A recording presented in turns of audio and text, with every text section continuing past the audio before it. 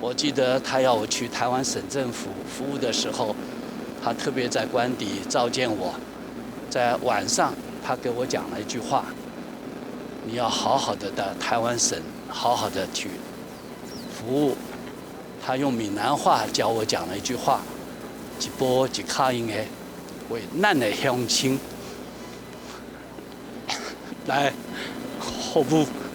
我没有忘记李总统对我的嘱咐，我很珍惜李总统给我这个机会。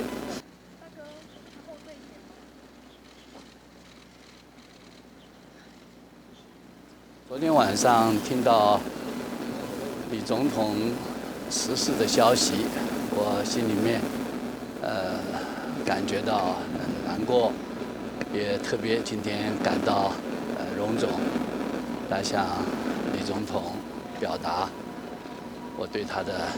这个哀悼之意。李总统是栽培过我的长官，我在李总统在担任国民党主席的期间，他任命我做国民党的秘书长，我全力的在李总统的指导之下，来推动台湾的民主宪政改革。在那一段时间，李总统授权我全力的负责跟党外的沟通工作，所以我在李总统的指导之下，负责跟民进党的黄信介主席、秘书长张俊宏先生，我们共同的会商，然后决定来顺利的召开国事会议。可以跟诸位讲，整个的这些过程，这里面有很多李总统亲笔的指示，很多他亲笔所写下来的许许多多的这些文件，都可以在这本书上面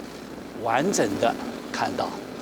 他让我到台湾省政府去服务，我记得他要我去台湾省政府服务的时候，他特别在官邸召见我，在晚上他给我讲了一句话：你要好好的到台湾省，好好的去服务。他用闽南话教我讲了一句话：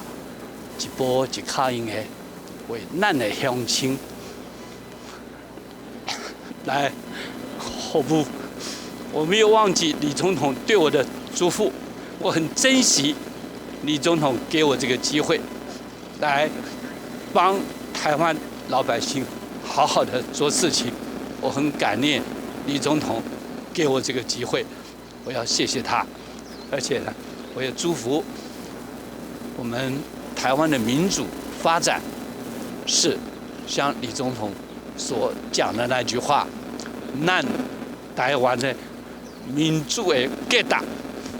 不要忘记。谢谢大家。